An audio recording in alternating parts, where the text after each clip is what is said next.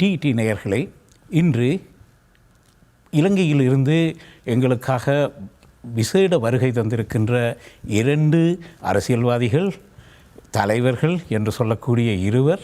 முதலிலே மாவை சேனாதிராஜா ஐயா அவருக்கு அறிமுகம் தேவையில்லை, எங்கள் அனைவருக்கும் தெரிந்த மூத்த அரசியல்வாதி.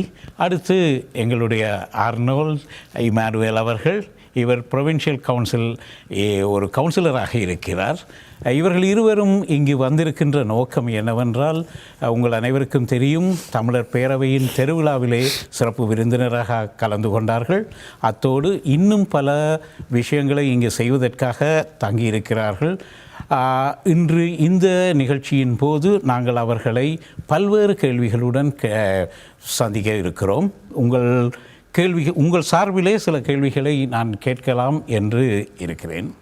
முதலிலே ஐயா, உங்களிடமே ஒரு கேள்வியை கேட்கலாம் என்று இருக்கிறேன். இங்கு ஒரு வாரமாக தங்கியிருக்கிறீர்கள். கனடாவை பற்றிய நீங்கள் ஏற்கனவே இங்கே வந்துவிட்டு திருப்பி சென்றவராகவும் இருக்கின்றபடியால் அதிகம் நாங்கள் கேட்க தேவையில்லை. நான் பேசுவதை விட இம்முறை வந்தபோது நீங்கள் எதனை அவதானித்தீர்கள்? இங்கு வந்தபோது நீங்கள் தமிழ் திருவிழாவிற்கு வந்திருந்தீர்கள், அவற்றை பற்றி சுருக்கமாக எங்களுக்கு சொல்வீர்களா? ஆம், மிக்க நன்றி. நான் இம்முறை கடந்த 24ஆம் தேதி புறப்பட்டு இங்கே வருதந்தது கனடிய மக்கள் காங்கிரஸ், தமிழ் காங்கிரஸ் அவர்களுடைய அழைப்பின் பேரில் வந்திருக்கிறேன். முக்கியமாக கடந்த ஆண்டும் என்னை தங்களுடைய இந்த விழாவுக்கு அழைத்திருந்த பொழுது நான் வர முடியாமல் போயிருந்தேன். இந்த முறை அவர்கள் மிகவும் முயற்சிகள் பல எடுத்து என்னை அழைத்து நான் வரக்கூடியதாக இருந்ததை நான் நன்றியோடு நினைவு கூறுகிறேன். முக்கியமாக கனடியன் தமிழ் காங்கிரஸ், கனடிய தமிழ் காங்கிரஸ் அவர்கள் ஒரு பரந்துபட்ட ஒரு பெரும் இயக்கமாக இன்றைக்கு தங்களை அறிமுகப்படுத்தி வருகிறார்கள். குறிப்பாக த ஸ்ட்ரீட் ஃபெஸ்டிவல் என்று சொல்லலாம். அந்த தெரு விழாவிலே எங்களை பங்கு பெற்ற வைத்து, அந்த முதலாவது நாள் விழாவிலே பல லட்சக்கணக்கான மக்கள் கூடியிருந்த பொழுது தமிழர்களுடைய கலை, பண்பாடு, கலாச்சாரம் இப்படிப்பட்டவைகளை பற்றி அந்த விழாவிலே நாங்கள் உரையாற்றுவதற்கும் சந்தர்ப்பம் தந்திருக்கின்றார்கள். நாங்கள் அதிலே உரையாற்றினோம். அதைவிட மிகவும் முக்கியமாக தமிழர் காங்கிரஸ், தமிழர் பேரவை, கனடிய தமிழ் காங்கிரஸ் இலங்கையிலே பாதிக்கப்பட்ட பிரதேசங்கள், பாதிக்கப்பட்ட மக்களுக்காக பல முன்னேற்றமான பல நடவடிக்கைகளை தங்களுடைய உழைப்பிலிருந்து, வியர்வையிலிருந்து நிதியை திரட்டி அங்குள்ள மக்களுடைய எதிர்கால வாழ்வாதாரத்துக்காக அவர்கள் உதவி செய்து வருவதில் நாங்கள் அறிவோம். தம்பி ஆனால்டு அவர்கள் அதை பற்றி கூறுவார் நிச்சயமாக. ஆனால் நான் அதை பலமுறை அறிந்திருக்கின்றேன். பல இடங்களுக்கு அப்படியான பொதுமக்களுக்கு, பாதிக்கப்பட்ட மக்களுக்கு, பிரதேசங்களுக்கு அவர்கள் பல உதவிகளை செய்திருக்கின்றார்கள். அந்த அடிப்படையில் இம்முறை விசேஷமாக திருகோணமலையின் எல்லையிலே இருக்கின்ற முல்லைத்தீவின் அடுத்த பக்க எல்லை தென்னிமரபாவடி என்ற இடத்தில் ஒரு காலத்திலே மிக தீவிரவாத சிங்களவர்களால் அந்த இடம் எரியூட்டி அழிக்கப்பட்ட அந்த பிரதேசத்தில் போரினாலும் பாதிக்கப்பட்ட பிரதேசங்கள், அதிகமாக விவசாயிகளாக இருப்பவர்கள், அவர்களுடைய பிரதேசத்தில் அவர்கள் மீள குடியேறுவதற்கு சந்தர்ப்பம் கிடைத்த பொழுதும் அவர்களுக்கு முழுமையாக அவர்களுக்கு வீடு வாசல்களோ அல்லது தொழில் வாய்ப்புகளோ அல்லது வாழ்க்கைகளோ இன்னும் சரியாக கிடைக்காத காரணத்தினால், அதற்கான திட்டங்கள் முழுமையாக இல்லாத காரணத்தினால் இந்த ஆண்டு கனடிய தமிழ் காங்கிரஸ் அதோடு எங்களுடைய தமிழ் தேசிய கூட்டமைப்பைச் சேர்ந்த இங்குள்ள நிர்வாகிகளும் ஒன்றுபட்டு அந்த தென்னமர வாவடிக்கு வாழ்வாதார உதவிகளை செய்வதற்காக மக்களிடமிருந்து உதவிகளை பெற்று அந்த மக்களுக்கு உதவுவதற்காக ஒரு நிகழ்ச்சியை இதுவரையும் பரப்புரை செய்திருக்கின்றார்கள். வருகிற 10ஆம் தேதி தோமஸ் பூங்கா பூங்காவிலே தொம்சன் பூங்காவிலே ஒரு பேரணியை ஆரம்பித்து மக்களுக்கு உதவிகளை தேடுவதற்கு ஒரு பெரிய நிகழ்ச்சியை ஏற்பாடு செய்திருக்கிறார்கள். அந்த நிகழ்ச்சியிலும் நாங்கள் பங்கு பெற்ற வேண்டும் என்று அழைத்ததன் காரணமாக, அது எங்களுடைய ஒரு முக்கிய பிரதேசம், திருகோணமலை ஒரு முக்கிய பிரதேசம், முல்லைத்தீவோடு இணைக்கின்ற ஒரு ஆற்றுக்கும் பக்கத்திலே மறுபக்கத்திலே முல்லைத்தீவு கொக்குலாய் என்ற பிரதேசங்கள். அந்த இடத்துக்கு நாங்கள் திருகோணமலை மாவட்டத்திலே இருக்கின்ற அந்த நிலத்தில் அந்த மக்கள் மீள குடியேறி வாழ்வாதாரத்தை கட்டியெழுப்பதற்காக ஒரு பெரிய உதவியை செய்வதற்கு இந்த மக்கள், அதாவது கனடிய தமிழ் காங்கிரஸ் மிகவும் முன்னின்று சில திட்டங்களை நிறைவேற்றுவதற்காக 10ஆம் தேதி அந்த நிகழ்ச்சியை ஏற்பாடு செய்திருக்கிறார்கள். ஒரு பேரணியிலே உதவிகளை பெறுவதற்காக. அதையிட்டு நாங்கள் மிகவும் மகிழ்ச்சி அடையலாம், ஆறுதல் பெறலாம். அந்த மக்களுக்கு பெரும் உதவியாக, ஆறுதலாக அது இருக்கும் என்று எங்களுக்கு மிகுந்த நம்பிக்கை இருக்கிறது. ஆம், கனேடிய தமிழ் காங்கிரஸ் என்று நீங்கள் சொல்லுகின்ற கனேடிய தமிழர் பேரவை இங்கு இது 8வது முறையாக நடைபெறுகின்றது. அவர்களுடைய இந்த நடைபவனி ஒவ்வொரு வருடமும் ஏதாவது ஒரு சமூக தொண்டிற்காக அவர்கள் பணத்தை திரட்டி அனுப்புவதுண்டு. கடந்த வருடம் ஒரு திருகோணமலையிலே வீடு கட்டி கொடுத்த சம்பூர் பிரதேசத்திலே வீடு கட்டி கொடுத்த ஒரு ப்ராஜெக்டையும் அவர்கள் முடித்திருந்தார்கள். இவற்றின் தொடர்ச்சியாக இம்முறையும் இந்த தென்னமரவடி ப்ராஜெக்டை எடுத்து செய்து கொண்டிருக்கிறார்கள். இவைகள் ஒரு பக்கம் இருக்க, இங்கு பல்வேறு அமைப்புகள் பல்வேறு விதமான வகையிலே தங்களுடைய நிதிகளை திரட்டி தாயகத்திற்கு உதவுவதற்கு முயன்று கொண்டிருக்கிறார்கள். சில வேளைகளிலே சிறு சிறு பகுதிகளாக பலர் சென்றும் உதவி புரிந்து கொண்டு வருகிறார்கள். இவைகளெல்லாம் அங்கு ஒரு மாற்றத்தை உருவாக்குகிறதா, அல்லது இதன் மூலம், ஏனென்றால் நாங்கள் கேள்விப்படுகின்ற விஷயங்கள் பல, ஒரு பகுதியிலே சில விஷயங்கள் நன்றாக நடைபெற்று கொண்டிருக்கின்றன, இன்னொரு பகுதியிலே அந்த ஒரே விதமான உதவிகளையே பலருக்கும் செய்து கொண்டிருக்கிறார்கள், அல்லது பலர் ஒரே விதமான உதவிகளை பலரிடமிருந்து பெற்று வருகிறார்கள். இவற்றை பற்றியெல்லாம் உங்களுடைய கருத்து என்ன? இதில் எதனை நாங்கள் கவனிக்க வேண்டும்? போர் காலத்திலும் போர் முடிந்ததற்கு பின்னரும் குறிப்பாக எங்களுடைய புலம்பெயர் தமிழ் மக்கள் தங்களுடைய உறவுகளை அவர்கள் வாழ்ந்த பிரதேசங்களை இழந்திருந்தாலும் எஞ்சியிருப்பவர்களுக்காக, அவருடைய வாழ்வாதாரத்திற்காக பல உதவிகளை செய்து வருவதையிட்டு நாங்கள் அவர்களுக்கு பாராட்டு தெரிவிக்க வேண்டும். அதே நேரத்திலே தங்களுடைய நிலத்திலே, தங்களுடைய மண்ணிலே பல வகையான முன்னெடுப்புகள், பல வகையான போராட்டங்களுக்கும் அவர்கள் தங்களுடைய காலத்திலே பல உதவிகளை செய்திருக்கிறார்கள். ஜனநாயக ரீதியாக எங்களுக்கும் ஒரு திடசங்கற்பத்தை மக்கள் நிரூபிப்பதற்கான சந்தர்ப்பங்களில் தேர்தல் காலத்தில் எல்லாம் குறிப்பாக இந்த பிரதேசத்திலே எங்களுடைய மக்கள், புலம்பெயர்ந்த மக்கள் மிகப்பெரிய உதவிகளை செய்திருக்கிறார்கள். அவற்றை நான் நினைவு கூறுவது மட்டுமல்ல, அந்த நன்றியை நாங்கள் தெரிவிக்க வேண்டும். இப்பொழுது அந்த மக்கள், பாதிக்கப்பட்ட மக்களுடைய வாழ்வாதாரத்துக்காக பல நிகழ்ச்சிகளை ஏற்படுத்தி உதவி செய்வது மிகவும் ஆறுதல் தருகின்றது. இருந்த பொழுதிலும் அவருடைய உதவியை மட்டுமல்ல, இன்றைக்கு புலம்பெயர்ந்திருக்கிற மக்கள் இப்பொழுது இருக்கின்ற சந்தர்ப்பத்தை பயன்படுத்தி கொஞ்சம் ஒரு நடமாடுவதற்கு அல்லது போக்குவரத்து செய்வதற்கு, முதலீடுகளை ஏற்பதற்கு ஒரு சந்தர்ப்பம் இருப்பதாக நாங்கள் நினைக்கின்றோம். இந்த சந்தர்ப்பத்தை நாங்கள் வந்துவிடக்கூடாது. இந்த மக்களுடைய, பாதிக்கப்பட்ட மக்களுடைய வாழ்வாதாரத்தை கட்டியெழுப்பதற்கு தொழில் துறைகள் வேண்டும். அது மிகவும் முக்கியமானது. அவருடைய முதலீடுகள் அதற்காக வேண்டும். அதான் அந்த சந்தர்ப்பம் மிகவும் முக்கியமானது.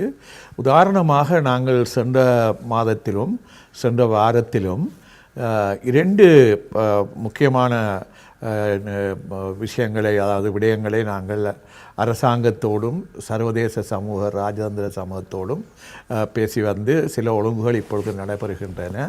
அது என்னவென்றால், கிட்டத்தட்ட 90,000 பெண் தலைமைத்துவத்தை கொண்ட குடும்பங்கள், அவர்கள் இந்த இராணுவத்தினுடைய கட்டமைப்புக்குள்ளே இருப்பதில் அவர்கள் அனுபவிக்கின்ற துன்பதுயரங்கள் அவலங்களை நான் இப்பொழுது அதிகமாக பேச வரவில்லை. ஆனால் மிகவும் நெருக்கடியான மிகவும் அவலமான குலங்கள் பெண்கள் அங்கே அவதிப்படுகிறார்கள். அவர்களுக்கு வாழ்வாதாரம் இல்லை, வாழ்வதற்கான தங்களோட பிள்ளைகளை வாழ்விப்பதற்கான வாய்ப்புகள் இருக்கவில்லை. அவர்களுக்கு நாங்கள் தொழில்துறைகளில் உதாரணமாக தென்னிலங்கையில் இருக்கின்ற முதலாளிகள், சிங்கள முதலாளிகள் தங்களுடைய ஆடைத் தொழிற்சாலை போன்ற தொழில்களிலே எங்களுடைய வடக்கு கிழக்கு பிரதேசங்களில் இருக்கிற பெண்களை அனுப்பி வைக்கலாம் என்று கேட்டபொழுது நாங்கள் அதற்கு உடன்படவில்லை. சில வேளை யாராவது தெரிந்தும் தெரியாமலும் போக்கூடும். அதற்கு பதிலாக நாங்கள் சென்ற மாதம் வரையில் பிரதமர் அவரிடத்தில் கேட்டிருக்கின்றோம், ராஜேந்திரியிடம் பேசியிருக்கின்றோம். எங்களுடைய பிரதேசங்களிலேயே அந்த பெண்கள் தொழில்களை செய்வதற்காக இந்த அப்பரல் இண்டஸ்ட்ரீஸ் அல்லது கார்மெண்ட் இண்டஸ்ட்ரீஸ், அது மிகவும் முக்கியமான ஒரு தொழில். இப்பொழுது அப்படி சில தொழிற்சாலைகளை நீங்கள் திறக்க வேண்டும் என்று கேட்டிருக்கின்றோம். அதை பற்றி அரசாங்கமும் அதுக்கான சம்மதத்தை தெரிவித்திருக்கின்றார்கள். அப்படியான விடயங்களில் கூட இந்த முதலீடுகளை செய்வதற்கு விரும்புகின்ற புலம்பெயர்ந்த நாடுகளுடைய எங்களுடைய மக்களும் அப்படியான விடயங்களை, சிறு தொழில்கள், மத்தியதர தொழில்கள் அல்லது இப்படி ஆடை தொழிற்சாலைகள் இவர்களை நிறுவுவதில் தங்களுடைய முதலீடுகளை செய்வதற்கு அவர்கள் முன்வர வேண்டும் என்று நான் கேட்டுக்கொள்கிறேன். இது சொல்லும் பொழுது கேட்கும் பொழுது நன்றாக இருக்கிறது. ஆனால் இங்கே இருக்கின்ற ஒருவர் தான் முதலீடு செய்ய வேண்டும் என்று நினைப்பாராக இருந்தால் அவர் எப்படி அதனை செய்ய முடியும்? ஏனென்றால் அவரிடம் சிலவளை அவர் ஒரு கெனடியன் சிட்டிசனாக இருப்பார், டுவல் சிட்டிசன்ஷிப் இல்லாதவராக இருப்பார். மற்றது இடங்கள் புதிதாக இருக்கும்.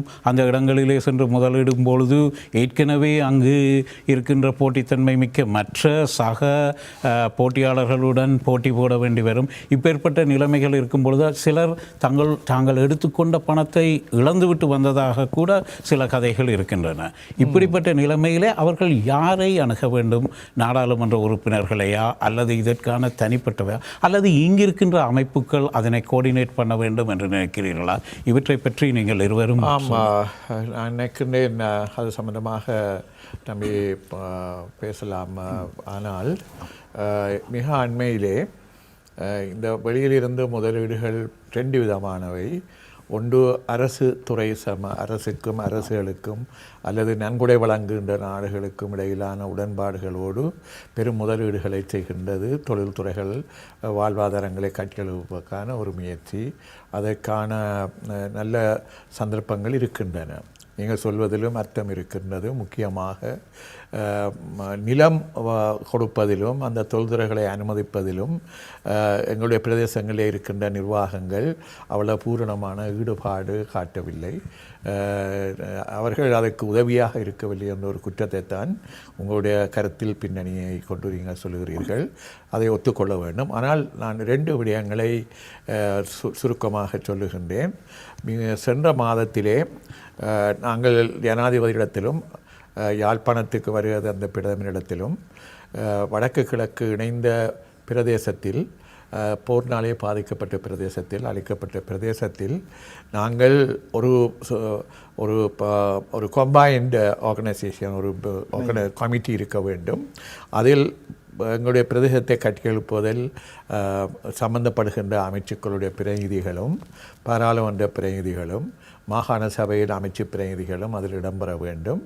அதைவிட ஏனைய சந்தர்ப்பங்களில் போரினாலே பாதிக்கப்பட்ட நாடுகளில் நிபுணத்துவம் அனுபவம் உள்ளவர்களையும் அந்த குழுவில் இணைத்து வெளியிலிருந்து முதலீடுகள் கிடைக்கின்ற பொழுதும் அல்லது உதவியாகவும் அப்படியான முதலீட்டு திட்டங்கள், அப்படியான விடயங்களை அடையாளம் கண்டு அவர்களுக்கு உதவி செய்வதற்காக என்று இப்பொழுது நான் அதை பகிரங்கமாகவும் சொல்ல முடியும்.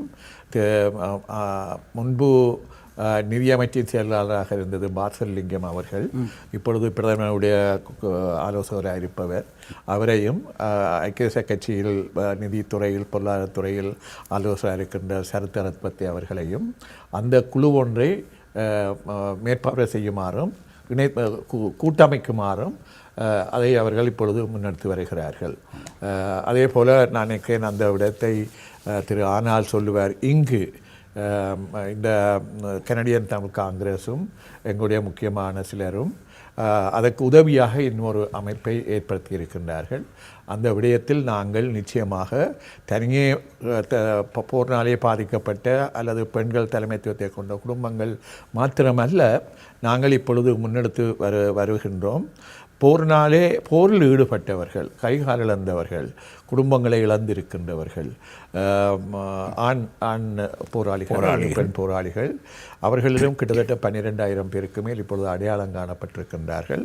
அவர்களுக்கும் அவருடைய கல்விக்கு தகுந்தவாறு, அப்படி கல்வி பெறாதவர்களுக்கு தொழில்நுட்பத் துறையில் பயிற்சிகள் வழங்கி அதற்கான தொழில்துறைகளை ஆரம்பித்து அவர்களுக்கு வேலைவாய்ப்பு வழங்குவது, இந்த 2 துறையும் மிக முக்கியமானது என்பதை சுட்டிக்காட்டி இப்பொழுது அந்த துறையில் நாங்கள் சில திட்டங்களை முன்னெடுத்து வருகின்றோம். அப்படியால் நான் இந்த விடயத்திலே எங்களுடைய பிரதேசங்களிலே பொருளாதாரத்தை கட்டியெழுப்புவது பொதுவான நிகழ்ச்சி திட்டம் அல்ல. இருந்தாலும் எங்களுடைய மக்களில் போரினாலே பாதிக்கப்பட்டிருக்கின்ற, அழிந்து போயிருக்கின்ற தேசத்தை கட்டியெழுப்ப ஒரு விசேடமான திட்டம் அது தேவை. அது அரசாங்கத்தினாலும் பிரதமர் அவர்கள் பாராளுமன்றத்திலே ஒரு முறை பேசியது நடைமுறைக்கு வரவில்லை. டோனா கான்ஃபரன்ஸ் நடக்கப் போகிறது, எங்களுடைய பிரதேசத்தை கட்டியெழுப்பதற்கான திட்டங்களை நான் முன்வைப்பேன் என்று சொன்னது இன்னும் இந்த ஆண்டிலும் இன்னும் நடைபெறவில்லை. அதாவது நன்கொடை வழங்குகின்ற நாடுகளில் எங்களுடைய பிரதேசத்தை கட்டியெழுப்பதற்கான நாங்கள் அந்த நிபுணர்களால் அல்லது நாங்கள் அடையாளம் காட்டக்கூடிய தொழில்துறைகளை எங்களுடைய பிரதேசங்களிலே நிறுவுவதற்காக அவர்கள் அந்த முயற்சியில் இணங்கியிருக்கிறார்கள். இன்னும் அது மேம்படுத்தப்படவில்லை. அதே போலத்தான் இப்பொழுது நாங்கள் குறிப்பிடலாம், திரு ஆனால்ட் அவர்களும் கனடிய காங்கிரஸோடும் எங்களுடைய தமிழ் தேசிய கூட்டமைப்பில் அங்கம் வருகின்ற உறுப்பினர்களும் வடக்கில் இருந்தும் இங்கிருந்தும் ஒரு குழு ஒன்றை அமைத்திருக்கின்றார்கள். தம்பி, அதை பற்றி நீங்கள் சொல்ல. அதை பற்றி இது பார்த்து கொண்டு இருப்பவர்களுக்கு மிகவும் ஆர்வம் தரக்கூடிய ஒரு விஷயம். வணக்கம். ஐயா அவர்கள் கூறியது போன்று ஒரு நாட்டினுடைய இறையாண்மைக்கு அமைவாக அந்த நாட்டிலே ஏற்படுத்தக்கூடிய விடயங்கள் சம்பந்தமாக ஐயா கூறினார். நாங்கள் இந்த வருடம் ஜனவரி மாதம் கனடாவுக்கு விஜயத்தை செய்திருந்த நாங்கள் ஒரு மாநாடு ஒன்று இருக்குது. அது மிக பெரும்பாலும் கல்வி மற்றும் எங்களுடைய சுகாதாரம் தொடர்பான மேம்பாட்டை எவ்வாறு மாற்றியமைத்தல், அதாவது ஐயா கூறியது போன்று எங்களுடைய தேசம் யுத்தத்தினால் அழிந்தது, எங்களுடைய வாழ்வாதாரங்கள், மக்களுடைய வாழ்வாதாரங்களை மீள கட்டியமைக்கணும், போரிலே ஈடுபட்ட எங்களுடைய உறவுகளுக்கு வாழ்வு வழங்க வேண்டும், அதிலும் இந்த முள்ளந்தண்டு வடம் பாதிக்கப்பட்ட எங்களுடைய உறவுகளுக்கு உரிய சிகிச்சை முறைகளை வழங்க வேண்டும் என்ற அடிப்படையில் 3 நாள் மாநாடு நடைபெற்றது. அந்த மாநாட்டிலே நாங்கள் கலந்து கொண்டு ஒரு நல்ல அனுபவத்தை பெற்றிருந்தோம். அதிலே நாங்கள் பல்வேறு விடயங்களை பேசினாங்கள். எங்களுக்கு மாநாட்டுக்கு வரைக்கும் முதல் எங்களுக்கு தரப்பட்ட பணி ஒரு முதலீடு இலங்கையில் நாங்கள் செய்வதாண்டால், அதாவது எங்களுடைய வடக்கு கிழக்கிலே நாங்கள் செய்வதாக இருந்தால் எவ்வாறான ஒரு முறையை நாங்கள் கையாள முடியும், தற்பொழுது இருக்கக்கூடிய சூழ்நிலையும் எதிர்காலத்தில் இருக்கக்கூடிய விடயம் சம்பந்தமாக எங்களை ஒரு ப்ரெசன்டேஷன் செய்ய சொல்லி கனேடிய தமிழ் பேரவையால் எங்களுக்கு வழங்கப்பட்டிருந்தது அந்த பணி. ஆகவே நாங்கள் அந்த பணியை செய்திருந்தோம். நாங்கள் பல ஆலோசனைகளை அவர்களோடு பகிர்ந்து கொண்டோம். அதன் மூலமாக வடக்கு கிழக்கிலே எங்களுடைய உறவுகள், கனடாவிலிருந்து பிரதானமானார்கள், ஏனைய புலம்பெயர்ந்த உறவுகள் வருகின்றார்கள், இனங்காணுகின்றார்கள். அவர்களுக்கு உதவி செய்கிற மனநிலை அந்த எங்களுடைய மக்களுக்கு இருக்கின்றது. அவர்கள் ஒருவருக்கு, நீங்கள் கூறியது போன்று ஒருவருக்கு பலர் உதவி செய்கின்றார்கள். அப்போ அவருடைய தேவை என்ன என்று அறியவில்லை. இருக்கக்கூடிய ஒரு சூழ்நிலையிலே அவருடைய அந்த தற்காலிகமான ஒரு நிலவரத்தை ஈடு செய்யக்கூடிய வகையிலே இந்த உதவிகள் கிடைக்கின்றது. ஆனால் ஒரு தேவை அறிந்து உதவி செய்வது என்பது எவ்வாறு என்று சொன்னால், உதாரணமாக நான் கூறுகின்றால், ஒரு பெண்களை தலைமைத்துவமாக கொண்ட ஒரு குடும்பத்திற்கோ அல்லது ஒரு உதவி தேவைப்படுவதற்கு நாங்கள் ஒரு கால்நடை வளர்ப்புக்கான உதவியை செய்கிறோம். ஒரு நாளாந்த பேருடைய ஜீவனோபாயத்துக்கு அவர்கள் தள்ளாடி கொண்டிருக்கின்ற வேளையில் கால்நடைக்கு சாப்பாடு, உணவு வழங்க வேண்டிய தேவை அவர்களுக்கு இருக்கின்றது. அதன் மூலம் நன்மை அடைய வேணுமான்னு சொன்னால், அப்போ அவ்வாறான செயல்பாடுகளை அவர்கள் தொடர்ந்து முன்னெடுக்க முடியாமல் போகிற பட்சத்தில் அவர்கள் கொடுத்த உதவிகளை விற்க வேண்டிய ஒரு சூழல் வருகின்றது. அப்போ அந்த அவ்வாறான சூழ்நிலை ஏற்படும் போது மீண்டும் அவர்கள் அந்த வறுமைகளை சிக்கின்றார்கள். ஆகவே தான் நாங்கள் முன்வைத்த ஒரு பெரிய ஆலோசனை என்னவென்று சொன்னால், இங்கே கனடாவிலிருந்து, பிரதானமாக கனடாவிலிருந்து அங்கே வருபவர்கள் ஒரு மையம் உருவாக்கப்பட வேண்டும். ஒரு மையம் தேவை. மையம் தேவை.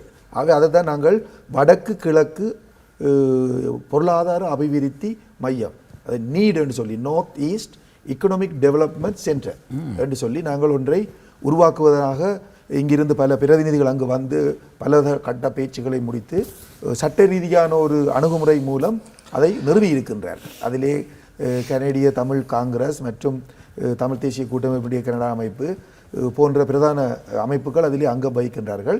இப்போ முதல் கட்டமாக அதை பதிவு செய்து அதற்குரிய ஏற்பாடுகள் பூர்வாங்கமான ஏற்பாடுகள் முடிந்திருக்கிறது. இப்போ இலங்கைக்கு முதலீடு செய்ய வரும்போது இலங்கையிலே முதலீட்டு சபைக்கு கூடாகத்தான் அனுமதி பெற வேண்டும். அதை கூடி இன்று இந்த நீட் சி, அதாவது வடக்கு கிழக்கு பொருளாதார அபிவிருத்தி மையம் அதை செய்து கொடுப்பதற்கான சகல வேலைகளையும் செய்திருக்கின்றார். அவை நீட் சியினுடைய பிரதானமான நோக்கம் என்னென்று சொன்னால், இன்று இருக்கக்கூடிய சூழ்நிலையில் அங்கே இருக்கக்கூடிய மக்கள், எங்களுடைய மக்களுடைய தரவுகளை மிக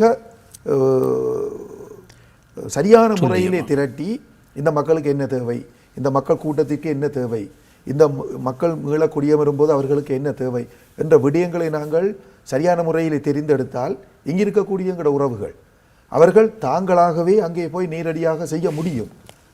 நீட் சி என்ற, அதாவது எங்களுடைய பொருளாதார அபிவிருத்தி மையத்தோடு தொடர்பு கொண்டு நாங்கள் எவ்வாறான ஒரு உதவியை செய்ய விரும்புகின்றோம், எவ்வாறான உதவியை செய்ய முடியும் என்று கேட்டால் நீட் சி அவர்களுக்கு வழிகாட்டு. இந்த இடத்தில் எனக்கு ஒரு சந்தேகம் அல்லது ஒரு கேள்வி எழுகிறது. இப்பொழுது நீங்கள் சும்மா பணத்தை கொடுத்து கொண்டே இருப்பீர்களாக இருந்தால் அவர்களிடம் அந்த பணத்தை சரியாக பிரயோசனப்படுத்துவதோ, என்னென்ன சும்மா வருகின்ற பணத்தை யாருமே அதை நீங்கள் ஒரு தொழில்துறையிலோ அல்லது ஏதாவது ஒரு என்டர்பிரைஸ் போன்ற ஒரு விஷயத்திலே முதலிடுவதற்காக உதவி புரிவீர்களா அல்லது சாதாரணமாக உதவித்தொகையே வழங்கி கொண்டிருப்பீர்களா? இல்லை, அவர்களுடைய நாங்கள் வழிகாட்டுவது எவ்வாறு என்று சொன்னால், உதவி நிதிசார் உதவி தேவைப்படுபவர்களுக்கு நிதிசார் உதவி, அதனுடைய ஃபாலோ அப் ஒன்று. அந்த இது கடனாக கொடுப்பீர்களா அல்லது சும்மா வாரி வழங்கி விடுவீர்களா? அது நாங்கள் இந்த சிறுதொகை கடன் முயற்சிகள் எல்லாம் அடுத்த கட்டமாக இந்த நீட்சியினுடைய செயல்பாடுகளில் அடுத்த கட்ட நடவடிக்கை வங்கிகளினூடாக நிதி நிறுவனங்களூடாக இந்த மைக்ரோ ஃபைனான்ஸ் அந்த கடன்கள் என்று சொல்லக்கூடிய சிறு தொகை கடன்கள், அவர்களுடைய குடிசை கைத்தொழில்களையோ அல்லது சிறு வியாபார முயற்சிகளை மேற்கொள்வதற்கான கடந்தவைகளை பெற்றுக் கொடுப்பதற்கான அடுத்த கட்டம் நாங்கள் வங்கிகளோடு பலதரப்பட்ட விடயங்களை நாங்கள் கலந்தாலோசிக்கிறோம். குறைந்த அளவு வட்டி வீதத்தில் எவ்வாறு கடன்களை பெற முடியும், அதை அவர்கள் திருப்பி மீள செலுத்தக்கூடிய வழிமுறைகள் எவ்வாறு அவர்களுக்கு செய்ய வேண்டும். முதலாவது ஒரு விடயத்தை நாங்கள் கொடுத்து அவர்களுடைய இயல்பான வாழ்க்கையை நாங்கள் நகர்த்தின பிறகுதான் அவர்கள் அதன் மூலமாக கிடைக்கக்கூடிய முயற்சியினால அதை திருப்பி கட்டக்கூடிய ஒரு சூழ்நிலை வரும். அதன் பின் நீங்கள் அவர்கள் செய்கின்ற ப்ராஜெக்டை, இப்பொழுது ஒருத்தர் ஒரு பண்ணை வைக்கிறார் என்றால் அதை நீங்கள் அதை மிக கவனமாக நீங்கள் மானிட்டர் பண்ணுவீர்களா? அதனுடைய நீட்சி அதற்குரிய ஃபாலோ தொடர்ச்சியான கண்காணிப்பை செய்யும். கண்காணிப்பு இருக்க வேண்டும் என்று இருக்கக்கூடிய இந்த அமைப்பு இதனை இந்த முதலீட்டாளர்களுடைய அவர்கள் தாங்கள் விருப்பமான அவர்களை நீட்சியோடு தொடர்பு படுத்தி விடலாம், அல்லது நாங்கள் இதற்காக பல உத்தியோகஸ்தர்களை நியமித்து மிக பிரமாண்டமான ப்ரொஜெக்ட் நடக்கும்போது அதனை நாங்கள் ஃபாலோ அப் பண்ணி அந்த உரிய முதலீட்டாளர்களுக்கும் நீட்சிக்கும் அந்த விடயங்களை நாங்கள் அப்டேட் பண்ணி கொண்டிருப்போம். இது ஒரு பெரிய முயற்சி. நான் நினைக்கிறேன் இது மிகவும் தேவையான ஒரு முயற்சி. ஐயா, உங்களிடம் ஒரு கேள்வி. அந்த விடயத்தில் இன்னொரு கருத்தை நான் குறிப்பிடவில்லை நினைக்கின்றேன். இவ்வாறு கனடாவிலே இந்த ஆற்றலும் எண்ணமும் உள்ளவர்களும் இலங்கையில் இருக்கின்ற அறிவு சக்திகளும் பேராசிரியர்கள் போன்றவர்களும் இணைந்து அந்த ஒரு அமைப்பை உருவாக்கியிருப்பது, அத்தோடு இப்போ நான் ஏற்கனவே குறிப்பிட்டவாறு அரசாங்க தரப்பினாலும் முக்கியமான பொருளாதார நிபுணர்களாக ஆலோசகர்களாக இருப்பவர்கள், பாராளுமன்ற உறுப்பினர்கள், மாகாண சபை அமைச்சர்கள் பங்கு பெற்றக்கூடிய ஒரு அமைப்பும் அவர்களுடைய கொள்கை திட்டங்கள் திட்டமிடல்கள் அவர்களோடு இந்த இயக்கமும் இணைந்து இலகுவாக முன்னெடுக்கிறதுக்கு வாய்ப்பு இருக்கிறது.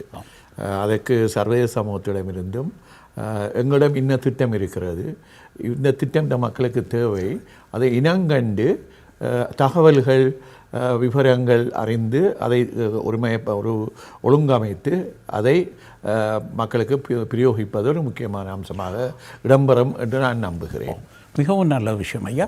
இந்த இடத்திலே நான் ஒன்றை குறிப்பிடலாம் என்று நினைக்கிறேன். இப்போ கடந்த 10-20 வருடங்களாக இலங்கைக்கு உதவி செய்வது என்கின்ற நோக்கத்திலே யாராவது புறப்பட்டால் அவர்களை டிஸ்கரேஜ் பண்ண அவர்களை குழப்புவது போன்ற ஒரு தோற்றப்பாட்டில் தான் நாங்கள் இருந்து வந்தோம். அதாவது இங்கிருந்து போகின்ற பணம் இலங்கை அரசாங்கத்துக்கு போய்விடும், அதன் மூலம் இலங்கை அரசாங்கம் தான் வளம் பெறும் என்று.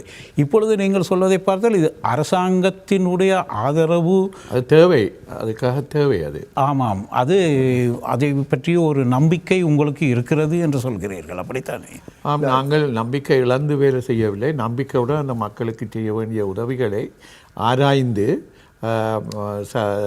பொருளாதார நிபுணத்துவம் வாய்ந்தவர்கள், எங்களுடைய தேசத்தை அறிந்து கொண்டவர்கள், புதிய திட்டங்களை தயாரிக்கக்கூடிய நவீன விஞ்ஞான முறைப்படி செயல்படக்கூடியவர்கள், அவர்களிடம் நாங்கள் இந்த ஆலோசனையை கேட்டு அதை கொண்டு செல்ல வேண்டும் என்ற நம்பிக்கை எங்களுக்கு இருக்கிறது. ஆம், இப்படி ஒன்று நடக்கும் பொழுது சில வேளைகளிலே நிச்சயமாக பலருக்கும் புரியும், இது ஒரு சாதாரண விஷயம் அல்ல. இந்த விஷயத்தை செய்வதாக இருந்தால் அரசாங்க தரப்பு என்று சொல்லும்பொழுது அரசாங்கத்திலே பல தரப்பட்டவர்கள் இருப்பார்கள். இவற்றையெல்லாம் சேர்ந்து இவற்றையெல்லாம் மேவி எங்களுக்கு தேவையானது செய்வது என்பது ஒரு சிரமமான பணி என்பது உண்மையிலேயே இதை அழகாக பார்த்து வருபவர்களுக்கு தெரிந்து தான் இருக்கிறது. இந்த இடத்திலே ஒரு விஷயத்தை கேட்க வேண்டியிருக்கிறது ஐயா. இப்படியாக அரசாங்கத்துடன் இணைந்து நடந்து கொண்டு செல்வதன் மூலம் எங்களுக்கான உரிமையோ அல்லது போர்க்குற்றங்களோ இவர் சம்பந்தமான விஷயங்களோ ஒரு புறம் தள்ளி வைக்கப்படுகிறது என்று ஒரு வகையினர் ஒரு விதமான குற்றச்சாட்டை செலுத்துவது போலவும் இங்கு ஒரு நிலைப்பாடு இருக்கிறது. அது இந்த இங்கு சம்பந்தப்பட்ட புலம்பெயர் நாடுகள் பலவற்றிலே இருக்கின்ற ஒரு நிலைப்பாடு.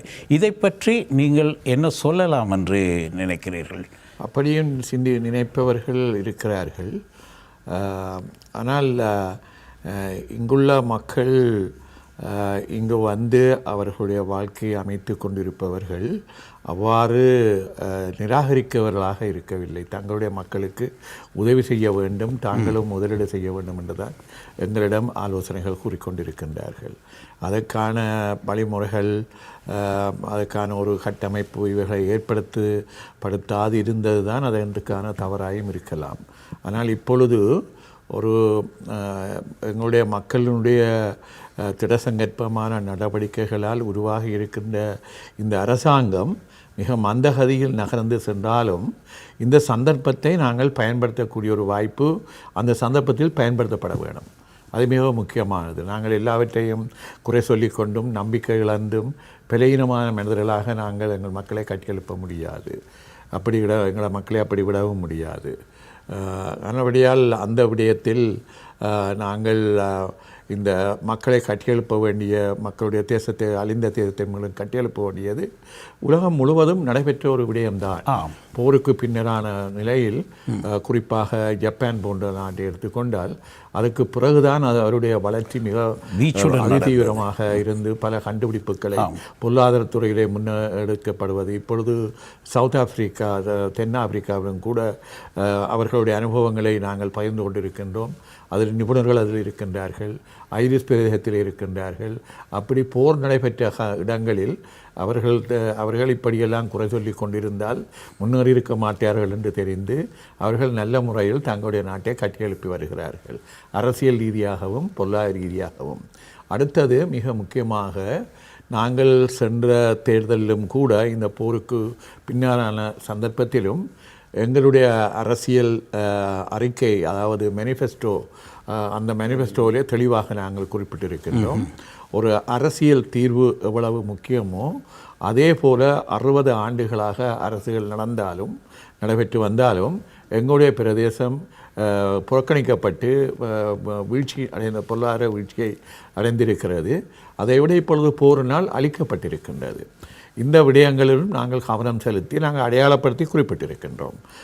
நாங்கள் அரசியல் தீர்வு எவ்வளவு காணப்பட வேண்டுமோ அதே நேரத்தில் எங்களுடைய பிரதேசத்தை உங்களை கட்டியெழுப்பது மட்டுமல்ல, அந்த போரினால் பாதிக்கப்பட்டவர்களுக்கும் நாங்கள் அவர்களையும் கட்டியெழுப்ப வேண்டும். வாழ்வாதார ரீதியாக அவருடைய வாழ்க்கை வசதிகளுக்காக தொழில்துறைகளை நாங்கள் உருவாக்க வேண்டியது மிக அவசியமாக இருக்கிறது என்றதை மக்கள் மிக பலமாக ஆதரித்திருக்கிறார்கள் தேர்தல் காலத்திலும் அல்லது வேறு வேறு பல சந்தர்ப்பங்களிலும். அதன்படியால் சிலர் அப்படி குறை சொல்லிக்கொண்டு அதிலிருந்து தப்பி பிழைப்பதற்காக அல்லது அதுக்கு விரோதமாக நடந்து கொள்பவர்களை பற்றி நாங்கள் கவலைப்பட முடியாது. அப்படின்னா எதுவுமே செய்ய முடியாத ஒரு சமூகமாகத்தான் போகும். உண்மைதான். அது மட்டுமல்ல, ஐயா கூறியதுக்கு அப்பால் அரசியல் தீர்வுன்றது விடயமும் மக்களுடைய வாழ்க்கை தரத்தை மீள கட்டியமைத்தல் அல்லது எங்களுடைய தேசத்தை கட்டியமைத்தல் என்ற விடயத்தையும் நாங்கள் இரண்டையுமே மிக்ஸ் பண்ணி சேர்த்து பார்த்து ஒரு குழப்ப நிலைக்கு இருக்கக்கூடாது. அரசியல் பயணம் என்று சொல்வது நாங்கள் மிக நீண்ட காலமாக எங்களுடைய அரசியல் பயணம், எங்களுடைய அரசியல் அபிலாஷைக்காண்டி நாங்கள் போராடி கொண்டிருக்கிறோம். அதுக்கு போராட்ட வடிவங்கள் எல்லாம் மாறின. ஆனால் இன்றைக்கு எங்களுக்கு அபிவிருத்தி வேண்டாம், அரசியல் தீர்வு வந்தவர் தான் அபிவிருத்தி வேணும் என்று சொன்னால் எங்களுடைய மக்களுடைய அழிந்து போன தேசத்தில் இருக்கக்கூடிய மக்களுடைய வாழ்வாதாரத்தை நாங்கள் மீள கட்டியமைச்சாட்டா எங்களுடைய அடுத்த தலைமுறை உண்டு மீண்டும் போர் இல்லாத ஒரு சூழ்நிலைக்கு அழிவுக்குள்ளாகும். ஆகவேதான் அரசியல் தீர்வுக்கு நோக்கி போகிற விடயம் என்பது அது அவைகளுடைய பணி.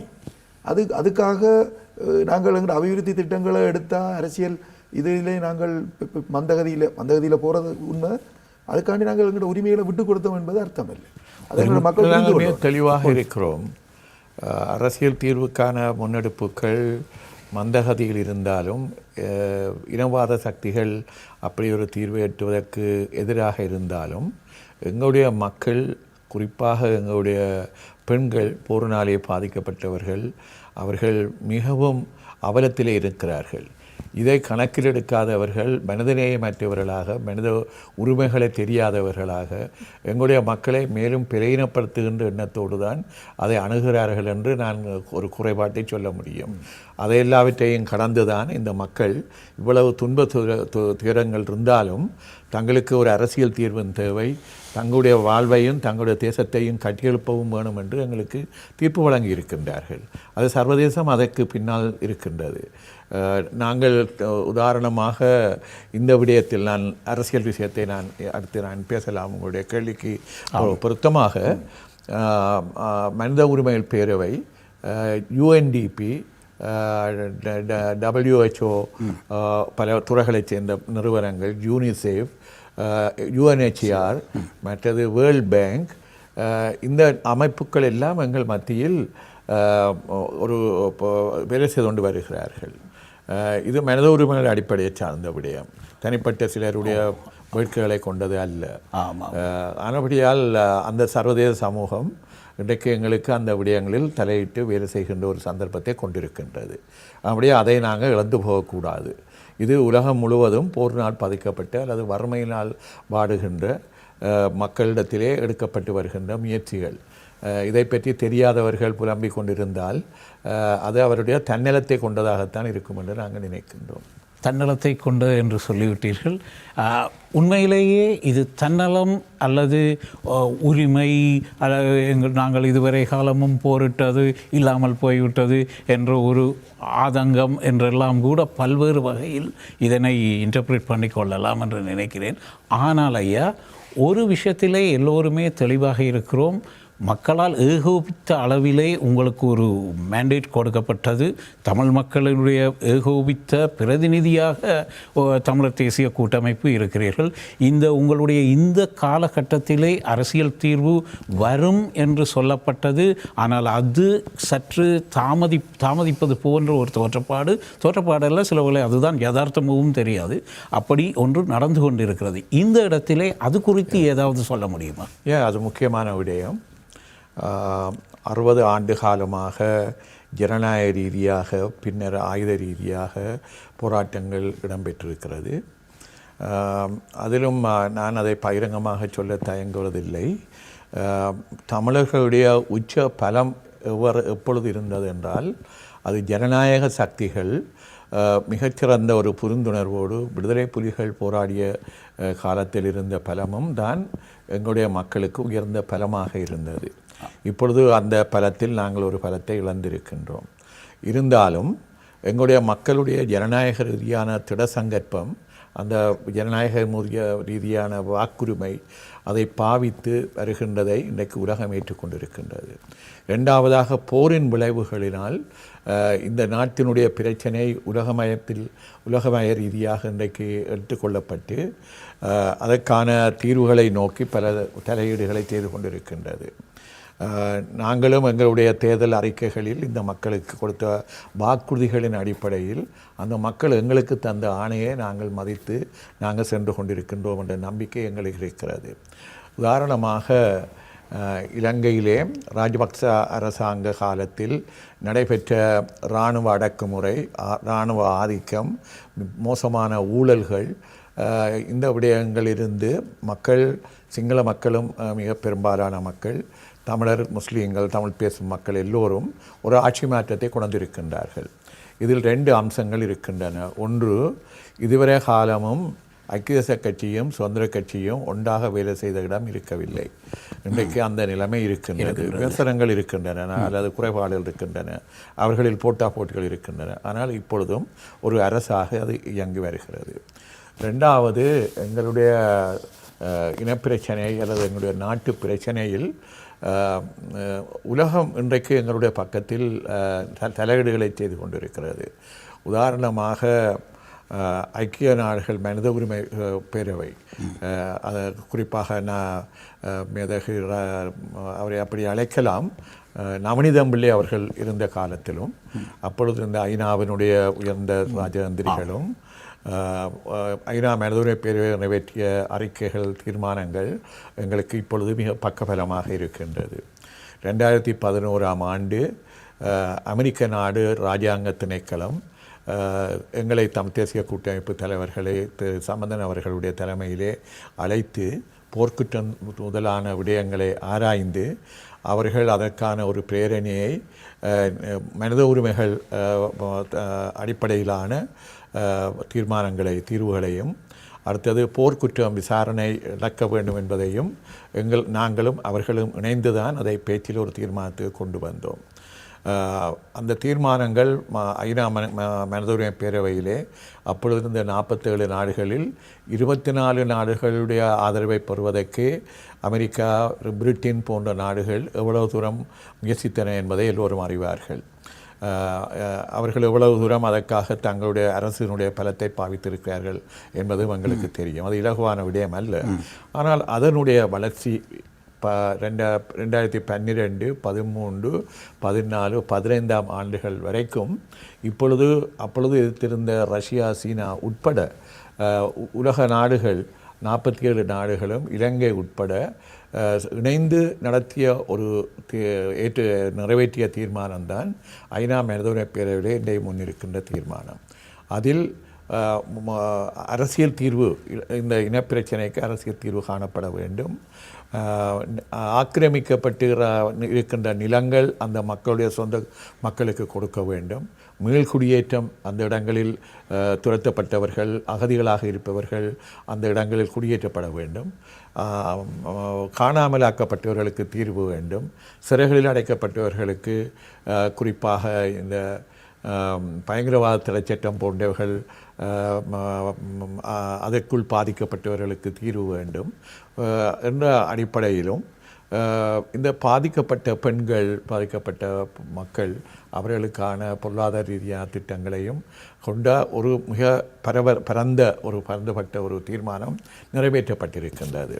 அதனுடைய ஒரு அங்கம்தான் அரசியல் தீர்வுக்கான முயற்சி, அதற்கான தலையீடு, அதற்கான அழுத்தம். மறுபடியால் ஒரு பக்கத்தில் முன்னெப்பொழுதும் இல்லாதவாறு 2 சிங்கள தலைமை கட்சிகள் ஒன்றுபட்டிருக்கின்ற ஒரு சந்தர்ப்பம். 2வது, நாங்கள் பல சந்தர்ப்பங்களில் பல வல்லாண்மை நாடுகளினால், சூப்பர் பவர்ஸ் ஆக இருக்கின்ற நாடுகளால் நாங்கள் எங்களுடைய போரிலும் சரி அல்லது சந்தர்ப்பங்களிலும் சரி ராஜதந்திர ரீதியாக நாங்கள் வெற்றி பெறவில்லை என்று குறை சொல்லி வந்திருக்கின்றார். இப்பொழுது அந்த ராஜதந்திர சந்தர்ப்பத்தை நாங்கள் பெற்றிருக்கிறோம் என்று குறிப்பிடலாம். அந்த விடயத்தில் இனப்பிரச்சனைக்கு தீர்வு காணுவதும் ஒரு முக்கியமான அம்சமாக இருக்கின்றது. ஆனபடியால் இப்பொழுது இந்த தமிழ் மக்கள் முஸ்லீம் மக்களினாலே பெரிய அளவில் அவர்களுடைய ஆதரவை கொண்டு ஆட்சிக்கு வந்த இந்த சந்தர்ப்பத்தை நாங்கள் பயன்படுத்த வேண்டும். நாங்களாகவே அதை முறித்து கொள்ளுகிற அல்லது தவறான கருத்தை கொண்டவர்களுடைய பிரசாரங்களை கொண்டு நாங்களே அதை முறித்து கொண்டால் நாங்கள் வனாந்திரத்துக்கு தள்ளப்பட்டவர்களாக போய்விடுவோம்.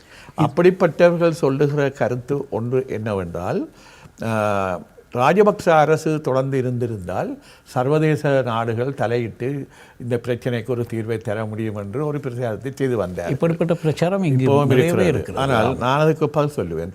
நான் பாராளுமன்ற தேர்தலில் எங்களுடைய தேர்தலில் தெளிவாக சொல்லியிருக்கின்றோம்.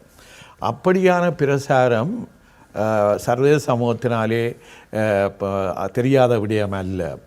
ஆனால் இந்த ஆட்சியை மாற்றுவதில் அந்த நாடுகளில் அந்த ராஜதந்திர சந்தர்ப்பங்கள் தான் இந்த ஆட்சியை மாற்றுவதற்கு பின்னணி இருந்திருக்கின்றன. அதன்படியாக நாங்கள் அதை நிராகரிக்கக்கூடாது. அந்த சந்தர்ப்பத்தை, ராஜதந்திர சந்தர்ப்பம் இதுவரையும் நாங்கள் வெற்றி பெறாத இருந்தால் இப்பொழுது அந்த சந்தர்ப்பத்தை நாங்கள் பயன்படுத்தாமல் நாங்களாகவே வேறு கருத்துக்களை கூறி அதிலிருந்து நாங்கள் எங்களை முறித்து கொள்ளக்கூடாது. ஒரு சில மாதங்களுக்கு முன்னர் ஐக்கிய நாடுகள் சபையினுடைய செயலாளராக இருந்த பான் கி மூன் யாழ்ப்பாணத்துக்கு வருகிறது அந்த பொழுது திரு சம்பந்தன் அவர்களுடைய தலைமையிலே நாங்கள் அவரை சந்தித்து பேச்சுவார்த்தை நடத்தினோம். அப்பொழுது பல விடயங்களையும் நாங்கள் பேசிவிட்டு இறுதியாக திரு சம்பந்தன் அவர்கள் குறிப்பிட்டது எங்கள் தரப்பிலிருந்து, இப்பொழுதும் இருக்கின்ற சந்தர்ப்பத்திலும் அல்லது ரெண்டு ஆட்சிகளும் இன்றைக்கு ரெண்டு கட்சிகளும் இணைந்திருக்கின்ற சந்தர்ப்பத்தில் இந்த பிரச்சனைக்கு தீர்வு காண தவறினால் அல்லது இந்த ஆட்சியினரும் எங்களை ஏமாற்றினால் எங்களுடைய பிரதேசங்களிலே அவர்களுடைய ஆட்சியை நாங்கள் நடைபெறாமல் தடுத்து அதற்கான தீர்மானத்தை எடுத்தால் சர்வதேச சமூகம் எங்களுடன் இருக்க வேண்டும் என்ற கருத்தை முன்வைத்த பொழுது அது அவர்கள் எங்களுக்கு சம்மதம் கொடுத்தார்கள். பான் கி மூன் அப்படி சொன்னார். பல ராஜேந்திரர்கள் அங்கே இருந்தார்கள். இதை நான் சொல்லுவது என்னவென்றால், இது ஒரு எழுந்தமான கருத்து அல்ல. எங்களுடைய அடுத்த கட்டம் என்னவாக இருக்க வேண்டும் என்பதை நாங்கள் சுட்டி காட்டியிருக்கின்றோம். நாங்கள் அதற்கும் தயாராக எங்கள் மக்களை ஆயத்தப்படுத்த வேண்டும். ஆனால் அதை இப்பொழுது நாங்கள் கருத்து கூறி நாங்கள் ஒரு பேச்சுவார்த்தையில் இடுகின்ற பொழுது அந்த பேச்சுவார்த்தையில் நம்பிக்கை வைத்துத்தான் செய்ய வேண்டும். நம்பிக்கை இல்லாமல் அங்கே போய் பேசுவது அர்த்தம் கிடையாது. ஆனால் இப்பொழுது இந்த முதலாவது இந்த ஐநா மனித உரிமை பேரவையும் இந்த கட்சிகளும் ஒன்றுபட்டு இருக்கின்ற ஆட்சி மிகவும் மந்தகதியில் சென்றாலும் இனவாதிகள் தங்களுடைய செல்வாக்கை இந்த நல்ல சந்தர்ப்பங்களுக்கு எதிராக பயன்படுத்த முனைந்தாலும் இன்றைக்கு ஒரு அரசியல் தீர்வை காணுவதற்காக பாராளுமன்றத்திலே ஒரு தீர்மானம் எடுத்திருக்கின்றது. ஒரு புதிய அரசியலமைப்பு வேண்டும் என்று தீர்மானம் எடுக்கப்பட்டிருக்கின்றது. அந்த தீர்மானத்தில் முக்கியமாக அந்த அரசியலமைப்பில் 3 விடயங்கள் நாங்கள் குறிப்பிடலாம். ஒன்று, அரசனுடைய தன்மை, நேச்சர் ஆஃப் ஸ்டேட் எப்படி இருக்க வேண்டும் என்பது. அந்த விடயத்தில் எங்களுடைய தரப்பு ஒரு சமஷ்டி தன்மை வாய்ந்த அரசாங்கம் இருக்க வேண்டும், அரசியலமைப்பு இருக்க வேண்டும் சொல்லுகிறோம். ஆனால் தீவிரவாத சக்திகளும் பெரும்பான்மை மக்கள் மத்தியிலும் இருக்கின்ற ஒரு சில சக்திகள் இல்லை, அதுக்கு இடம் வைக்கக்கூடாது, பௌத்த பிக்குகளும் ஒற்றையாட்சியில் தான் இருக்க வேண்டும் என்று வாதாடி கொண்டிருக்கிறார்கள். அது முடிந்தவாறாக இல்லை. ஆனால் இப்பொழுது இந்த அதாவது பாராளுமன்றத்திலே இந்த பிரேரணையை நிறைவேற்றியதற்கு பிறகு, அதாவது ஒரு புதிய அரசியலமைப்பு வேண்டும் என்று நிறைவேற்றியதற்கு பிறகு அதில் ஸ்டீரிங் கமிட்டி ஒன்று, வழிகாட்டு குழு ஒன்று பாராளுமன்றத்தில் அங்கம் வகிக்கின்ற கட்சியுடைய தலைவர்களை கொண்டு அங்கே நிறுவப்பட்டிருக்கின்றது. அடுத்தது 6 குழுக்கள், அதிகார பகிர்வு, நிதி கையாளுகை, சட்டம் ஒழுங்கு. இப்போ நாங்கள் எல்லாம் அந்த குழுக்களில் இருக்கின்றோம். அந்த குழுக்களிலே எடுக்கப்பட்ட தீர்மானங்களும் பத்திரிகையாளராக இருக்கின்ற ஊடகத்துறையிலே வல்லாண்மை அனுபவம் பெற்றிருந்த விஜயநாயக்கா அவருடைய தலைமையில் இருந்த குழு நாடு முழுவதும் சென்று இந்த அரசியலமைப்பை தயாரிப்பதற்கான அபிப்பிராயங்களை எடுத்திருக்கின்றது. அந்த அறிக்கையும் அங்கே வழிகாட்டு குழுவுக்கு, ஸ்டீரிங் கமிட்டிக்கு முன்னால் வைக்கப்பட்டிருக்கின்றது. குறிப்பாக அதிகாரங்களை பகிர வேண்டும் என்ற ஒரு முக்கியமான விடயத்தில் இலங்கையினுடைய மாகாண சபைகளுடைய முதலமைச்சர்கள் மிக தெளிவாக எங்களுக்கு முன்னால், ஸ்டீரிங் கமிட்டி வழிகாட்டு குழுவுக்கு முன்னால் முழுமையாக அதிகாரங்கள் பகிரப்பட வேண்டும். சட்ட ஒழுங்கு அதிகாரம், போலீஸ் அதிகாரம் உட்பட, மற்றது நிதி அதிகாரம், பிஸ்கல் பவர்ஸ், மற்றது நில அதிகாரம், காணி அதிகாரம், இவை இப்படிப்பட்டவைகள் கட்டாயமாக மாகாணங்களுக்கு வழங்கப்படும் என்று ஏகோபித்து சொல்லியிருக்கின்றார். இது தமிழ் பகுதிகளில் எல்லோரும் ஒரு சாதகமான சந்தர்ப்பம். அதைவிட அதிகார பகிர்வில் இன்னும் ஒரு முக்கியமான அம்சம் சமஷ்டி தத்துவத்திலே அப்படி பிரித்து பகிர்ந்து மாகாணங்களுக்கு வழங்கப்பட்ட அதிகாரத்தை மீளப்பெற முடியாது மத்திய அரசாங்கம் என்பதும் தெளிவாக குறிப்பிடப்பட்டிருக்கின்றது. அதுதான் மிக முக்கியமானது. மறுபடியால் இவை எல்லாவற்றையும் நாங்கள் ஒட்டுமொத்தமாக ஒன்று அரசாங்கத்தினுடைய தன்மை, the nature of the state, அதில் இந்த விவாதங்கள் அல்லது விரோதமான சக்திகள் பயன்படுத்துவதற்கு இடம் கொடுக்காமல் ஒரு கருத்து முன்வைக்கப்பட்டிருக்கிறது. அது இன்னும் முடிவாக நான் இப்பொழுது பேசுவது தவறு. ஒருமித்த நாட்டுக்குள் அந்த அதிகாரத்தை பகிர்வது என்ற ஒரு கருத்து அல்லது ஒருமித்த நாடு என்ற கருத்து இப்பொழுது முன்வைக்கப்பட்டு வருகிறது. ஆனால் இது எல்லாம் முடிந்த முடிவாக நான் இப்பொழுது பேசுவது தவறு. அப்படியும் இல்லை. இப்பொழுது முதலாவது அந்த கருத்து அது இப்பொழுது ஒவ்வொரு கட்சியிடத்திலும் ஆய்வுக்காக விடப்பட்டு சில இடத்திலே சில கட்சிகளிடத்திலே அந்த இணக்கம் ஏற்பட்டிருக்கின்றது. நான் அதை முற்றுமுழுதாக முடிந்து விட்டு என்று சொல்லவில்லை. இரண்டாவது, அதிகார பகிர்வு என்ற விடயத்தில் ஏகோபித்து அதிகாரம் பகிரப்படத்தான் வேண்டும் என்று அந்த ஸ்டீரிங் கமிட்டி தீர்மானித்திருக்கிறது, அதாவது வழிகாட்டற் குழு. மூன்றாவது, வடக்கு கிழக்கு இணைந்த தாயக நிலத்தில்தான் அந்த அதிகாரங்கள் பகிரப்பட்ட ஆட்சி இருக்க வேண்டும் என்று முக்கியமாக வேறு அதில் கருத்து வேறுபாடுகள் இருக்கின்றன. ஆனால் தமிழ் தேசிய கூட்டமைப்பு தெளிவாக அந்த இப்பொழுதே அது இடம்பெற்றிருக்கிறது. அது வடக்கு கிழக்கு இணைந்த மாநிலத்தில் தான் அதிகாரம் பகிரப்பட வேண்டும் என்று அது இன்றைக்கு அந்த இடைக்கால அறிக்கைக்கு கொடுக்கப்படுற மாற்று திட்டங்களில் எங்களுடைய அடிப்படை திட்டமாக அது பிரேரிக்கப்பட்டிருக்கின்றது. அது வரும், அது வெளியே தெரியும். வடக்கு கிழக்கு இணைப்பு என்பது எங்களுக்கு ஒரு முக்கியமானது. இது ஒரு மிகவும் இரண்டாவது, அப்படி அது அங்கேதான் அதிகாரம் பகிரப்பட்ட ஒரு அழகு இருக்க வேண்டும். தமிழ் மக்கள் தங்களை ஆளுவதற்கு அது மிகவும் தேவை என்று நாங்கள் குறிப்பிட்டிருக்கின்றோம். தமிழ் இணக்கம் காணப்படாத விடயங்களிலும் மாற்று யோசனைகள் முன்வைக்கப்பட்டிருக்கின்றது. அதில் தமிழ் தேசிய கூட்டமைப்பு என்று சொல்லி தெளிவாக எங்களுடைய கருத்து முன்வைக்கப்பட்டு அது அச்சில் வரும் என்று எங்களுக்கு தெரியும். அச்சில் என்ன பாராளுமன்றத்துக்கு வரும். மறுபடியால் இவ்வாறான ஒரு சூழ்நிலையில் இன்றைக்கு இருக்கிற சந்தர்ப்பம் காலதாமதமாகி கொண்டு போனாலும் எதிரிகள் ஒரு பலமடைந்த நிலைமையில் இருந்தாலும் இந்த நாட்டிலே பல விதமான நெருக்கடிகள், இந்த போருக்கு பின்னால் பாதுகாப்பு பிரச்சனைகள் அல்லது இருக்கின்ற கட்டமைப்புக்குள் எழக்கூடிய பிரச்சனைகள் எல்லாம் நெருக்கடிக்கு கொண்டு வரப்படும். அப்படி கொண்டு வரப்படுகின்ற பொழுது ஒரு அரசியல் சக்தியும் பின்னால் இருப்பதை நாங்கள் மறந்துவிடக்கூடாது. இப்படியான சூழ்நிலையில் இவ்வாறு ஒரு இணக்கங்கள் ஏற்படுவதை நாங்கள் தூக்கி வீசிவிடவும் கூடாது. அது எங்களுடைய மக்களால் தீர்மானிக்கப்பட வேண்டும். எங்களுக்கு மக்கள் தந்த ஆணையில் நாங்கள் ஒரு சுயன உரிமை, இறைமை, எங்களுடைய சமஷ்டி தத்துவம் இவைகளில் அடிப்படையில் நாங்கள் விட்டு கொடுக்காமல் அந்த அரசியல் தீர்வை காணுவதற்கு நாங்கள் இறுதி வரையும் முயற்சித்து கொண்டிருக்கின்றோம். இப்பொழுது இன்னும் ஒரு இந்த ப்ளஸ் பாயிண்ட் என்று சொல்வது ஒரு முன்னேற்றமான ஒரு அரசியல் நீதிமன்ற தீர்ப்பு ஒன்று வந்திருக்கின்றது. முன்பெல்லாம் நீதிமன்ற தீர்ப்புகள் எங்களுக்கு சாதகமாக இருப்பவில்லை என்று நாங்கள் வரலாற்று ரீதியாக கண்டோம். வடகிழக்கு இணைப்பை கூட 18 ஆண்டுகள் இலங்கை இந்திய ஒப்பந்தத்தினால் ஏற்படுத்தப்பட்ட அதை கூட உச்ச நீதிமன்ற தீர்ப்பு பிளவுபட்டு விட்டது. இந்த நிலைமையில் இன்றைக்கு எங்களுடைய தமிழரசு கட்சியினுடைய அரசியல் அமைப்பு விதி கான்ஸ்டிடியூஷனுக்கு எதிராக 13ஆம் ஆண்டு மாகாண சபைக்கு தேர்தலில் நாங்கள் முன்வைத்த தேர்தல் அறிக்கை மேனிஃபெஸ்டோ, அதில் நாங்கள் இறைமை, சுயநிர்ணய உரிமை, சமஷ்டி, வடக்கு கிழக்கு இணைந்த இதை பற்றியெல்லாம் நாங்கள் எங்களுடைய அடிப்படை கோட்பாடுகளாக முன்வைத்த பொழுது சிங்கள தீவிரவாத சக்திகள் அதற்கு எதிராக உச்ச நீதிமன்றத்திலே 2 ஆண்டுகளுக்கு முன்னர் வழக்கு தொடுத்திருந்தார்கள். அதில் நான் செயலாளராக இருந்த காரணத்தினால் என்னுடைய பெயர் 7 வழக்குகள் எங்களுக்கு போடப்பட்டன. உங்கள் மீது 6 வழக்குகள் திரு சம்பந்தன் மீது போடப்பட்டது. அப்படி எங்களுக்கும் அது பெரிய, அதாவது தடை செய்ய வேண்டும், இவர்களை செயல்படாமல் தடுக்க வேண்டும் என்ற கோரிக்கை எல்லாம் அந்த விவாதத்திலே இடம்பெற்றது. தமிழரசு கட்சியை அந்த மேனிஃபெஸ்டோவை அவர்களுடைய முன்வைப்புகளை தடை செய்ய வேண்டும் என்று ஒரு பெரும் விவாதங்கள் அங்கே சுப்ரீம் கோர்ட்டிலே உச்சநீதிமன்றத்திலே நடைபெற்று வந்தது. அப்பொழுது அந்த நீதிமன்றம் அதற்கு முன்னால் திரு சுமந்திரன் அவர்கள் முன்னின்று கணேஸ்வரன் போன்ற வழக்கறிஞர்களும் முன்னின்று அதை ஆலோசித்து மிக கவனமாக கையாண்டு வாதாடி வந்திருந்திருக்கிறார்கள். இப்பொழுது சென்ற மாதத்தின் நடுப்பகுதியில்தான் ஒரு தீர்ப்பு எங்களுக்கு அறிவிக்கப்பட்டிருக்கின்றது. உதாரணமாக கனடா நாட்டிலே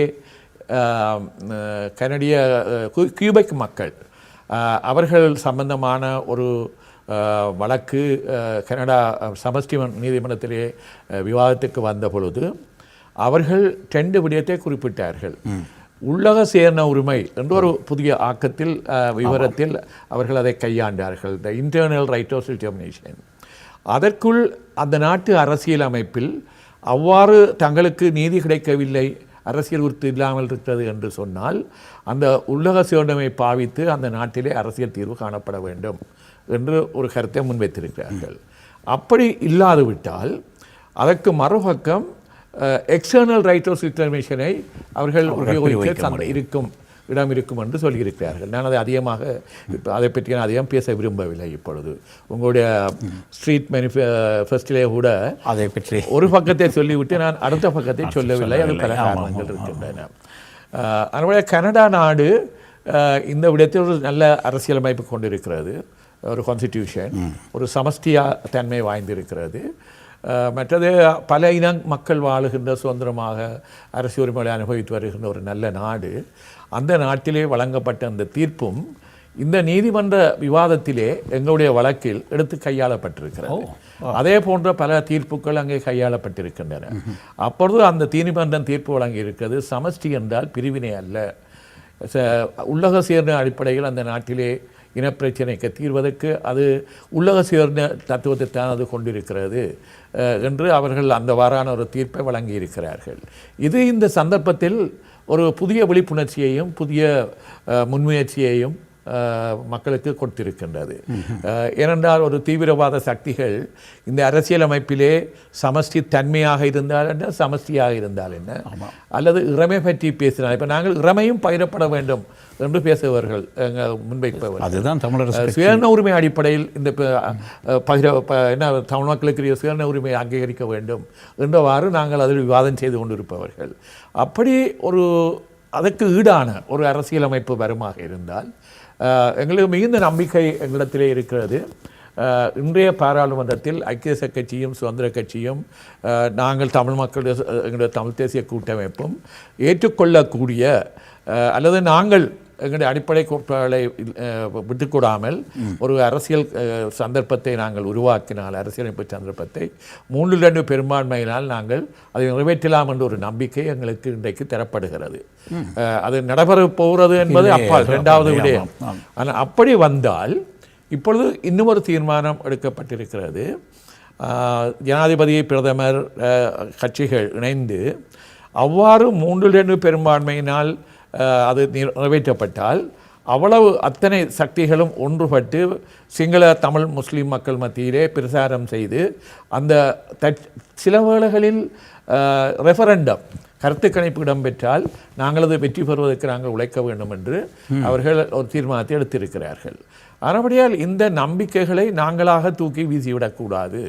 அல்லது இந்த சந்தர்ப்பத்துக்கு பின்னால் இருக்கக்கூடிய சர்வதேச மனித உரிமை பேரவையில் நிறைவேற்றப்பட்ட தீர்மானங்கள் எங்களுக்கு சாதகமாக இருக்கின்ற பொழுது நாங்கள் அதை நாங்களாக தூக்கி வீசிவிட்டு வேறு வேலையை பார்க்கக்கூடாது. இது எங்களுக்கு மக்கள் தந்த ஆணை, இந்த வேலையை செய்ய வேண்டும் என்று. ஆனபடியால் அதிலே நாங்கள் ஒரு முற்போக்கான சந்தர்ப்பங்களை எதிர்பார்க்கின்றோம். அன்றாட நடவடிக்கைகள் இந்த அரசியல் தீர்வு காணப்படவில்லை என்று மக்களிடத்திலே பல விமர்சனங்கள், அதை எதிரானவர்கள் ஒன்றும் எங்கள் காலத்தில் நடைபெற்றுவிடக்கூடாது என்று கருத்திலே விவாதிப்பவர்கள், ராஜபக்ச என்ன நினைக்கிறாரோ அதுக்கு உதவியாக பேசக்கூடியவர்கள் எல்லாம் ஒன்றும் நடைபெற்றுவிடக்கூடாது என்று நினைக்கின்றார்கள். இப்படித்தான் அதாவது மனித உரிமை பேரவையிலே ஐநாவிலே இந்த தீர்மானங்கள் வந்த பொழுதும் அதை தூக்கி எரித்தார்கள், அமெரிக்காவுக்கு எதிராக குரல் கொடுத்தார்கள். இதெல்லாம் எங்களுக்கு தெரிந்த விடயம்தான். ஆனால் எங்களால் விசுவாசமாக நாங்கள் முயற்சிக்க வேண்டும். அதில் அடையக்கூடியதற்கு அந்த சந்தர்ப்பம் இருக்குமானால் அதை நாங்கள் மக்களிடம் பேசுவோம். இப்பொழுது அந்த சந்தர்ப்பம் வந்து கொண்டிருக்கின்றது. நாங்கள் எவ்வாறான ஒரு அரசியல் திட்டத்தை ஏற்பது, அப்படி அது எங்களுக்கு பொருத்தமாக இல்லாவிட்டால் அடுத்த கட்டம் என்ன என்பதை நாங்கள் அனைவருடனும் பேச ஆயத்தம். அதற்கு முன் அதை குலைத்து விட ஆயத்தம் இல்லை. அது எங்களுக்கு பாதகமாக எங்களை வனாந்திரத்திலே மீண்டும் கொண்டு போய் விட்டுவிடும் என்பது நாங்கள் நன்றாக எங்களுடைய அரசியல் அதாவது தந்திரோபாயம் அல்லது ஸ்ட்ராட்டஜி என்று சொல்லுகின்ற இடங்களில் நாங்கள் மிக கவனமாக அதை கையாளுகிறோம். மக்களிடத்திலே வெறுப்பு அல்லது இப்போ பொறுமையின்மை ஏற்பட்ட எங்களுக்கு கோபம் இருக்கிறது. இந்த அரசாங்கம் இன்னும் பல விடயங்களை செய்யவில்லை என்று. ஆனால் நாங்கள் மக்களுடைய பிரதிநிதிகள். நாங்கள் ராஜதந்திர ரீதியாக இப்பொழுதும் ஐநா ராஜதந்திரிகள் பல நாடுகள் எங்களுடன் இந்த விடயங்களில் பேசிக்கொண்டிருக்கிறார்கள். நாங்கள் இப்பொழுதும் இந்த அரசாங்கம் தாமதப்படுத்தி வருகிற அல்லது இன்னும் இணக்கங்கள் ஏற்படாத விடயங்களை ஒட்டி ராஜதந்திர கூட்டங்களுடன் அவர்களுடன் நாங்கள் கலந்து பேசிக்கொண்டிருக்கின்றோம். இந்த சந்தர்ப்பத்திலும் நாங்கள் சரியான ஒரு இலக்கை அடையாது விட்டால் என்ன செய்ய வேண்டும் என்பதை பற்றியும் நாங்கள் பேசுவதை நாங்கள் இப்பொழுது வெளியே சொல்லுவது பொருத்தமானதாக நான் குறிப்பிட்டு சொல்லியிருக்கின்றேன். அதனுடைய அதை அப்படியான ஒரு சந்தர்ப்பம் ஒரு இடையூறு அல்லது நிறைவேற்ற அல்லது எங்களுடைய உரிமையை நாங்கள் பெற வாய்ப்பில்லையானால் அடுத்த கட்டம் என்ன என்பதை நாங்கள் அதுக்கு அப்படி ஒரு நிலைமை வந்ததுக்கு பிறகு நாங்கள் தீர்மானிக்கலாம்.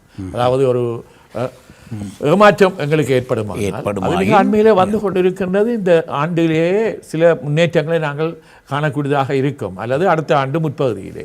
இதற்கு நாங்கள் எல்லாம் வைத்து தீர்மானிக்கின்றது உலகில் எப்பொழுதும் நடந்தது கிடையாது. சந்தர்ப்பங்கள் தான் அவைகளை தீர்மானித்து வந்திருக்கின்றன. இது நீங்கள் சம்பந்தப்பட்ட விஷயம் மட்டுமல்ல. இதில் மற்றவர்கள் இதில் உங்களுடைய அர்ப்பணிப்பை குறித்து யாருக்கும் சந்தேகம் இருக்க முடியாது.